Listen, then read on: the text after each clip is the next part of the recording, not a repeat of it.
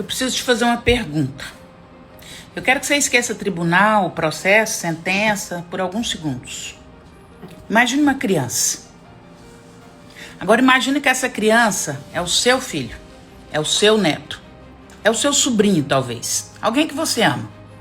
Você percebe sinais, machucados, você percebe medo, percebe sofrimento, reclamação, e mesmo assim você não faz nada.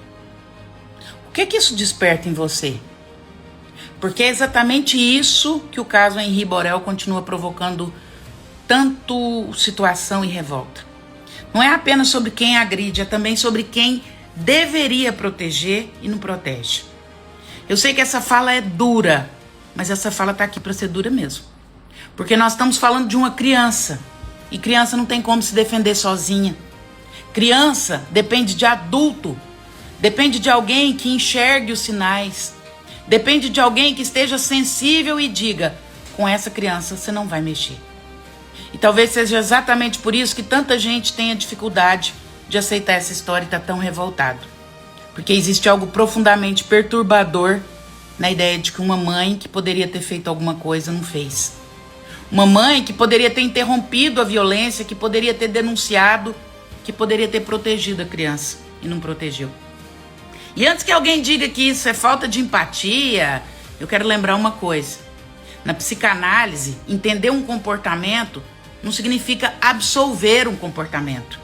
Explicar não é inocentar. Porque existe uma diferença enorme entre compreender porque alguém agiu e concordar com o que foi feito. E talvez a sociedade finalmente esteja cansada de transformar omissão em fragilidade emocional. Porque há momentos em que não agir também é uma escolha. E quando uma criança está sofrendo, essa escolha tem consequências. Maternidade deveria ser proteção, deveria ser abrigo. Maternidade deveria ser o lugar para onde uma criança corre quando o mundo fica perigoso. Maternidade deveria ser a mão que protege, a voz que denuncia, a coragem que enfrenta qualquer coisa por causa de um filho. Por isso esse caso dói tanto, porque uma criança pode sobreviver à crueldade de um agressor, mas existe algo mais devastador quando essa criança não encontra proteção, porque ela não deveria ser espectadora da sua própria dor.